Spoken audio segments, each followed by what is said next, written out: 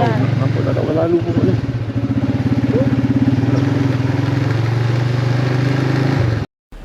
Kampung Sungai Pelong terletak di Sungai Buloh, Selangor. Walaupun berada tidak jauh dari kawasan pembangunan moden, kampung ini masih mengekalkan suasana desa yang tenang. Di sini kita masih boleh melihat rumah-rumah kampung, kebun-kebun kecil dan kehidupan masyarakat yang jauh berbeza dari suasana bandar di sekelilingnya. Hari ini, Street File akan membawa anda meninjau Kampung Sungai Pelong, Sungai Buloh.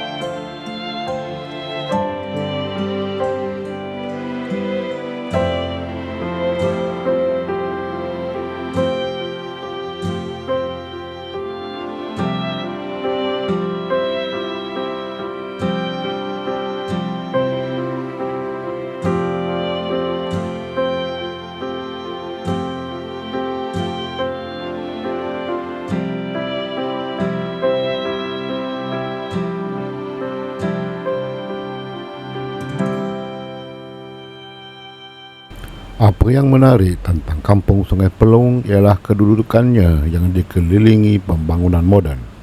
Dalam tempoh beberapa dekad, kawasan sekitar Sungai Buloh berubah dengan begitu pantas. Ladang, kebun dan tanah lapang bertukar menjadi kawasan perumahan serta pusat komersial. Namun begitu, Kampung Sungai Pelong masih mempertahankan identitinya sebagai sebuah perkampungan tradisional orang Melayu. Inilah yang menjadikan kampung ini unik. Ia seolah-olah menjadi saksi kepada perubahan lanskap Sungai Buloh dari masa ke semasa.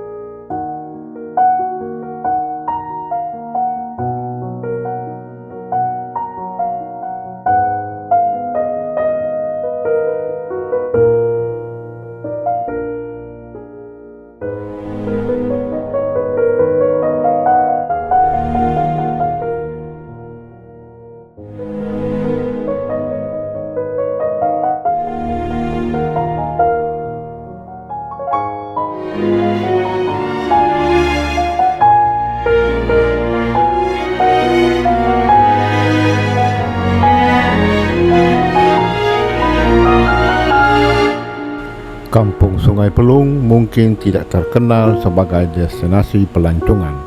Namun, di sinilah tersimpan kisah sebuah komuniti yang terus bertahan di tengah perubahan zaman. Jika anda menghargai sejarah dan warisan tempatan, tempat ini wajar terus dikenang dan dipelihara. Saya, Pro Andy, dan ini adalah Street File. Jumpa lagi dalam eksplorasi yang akan datang.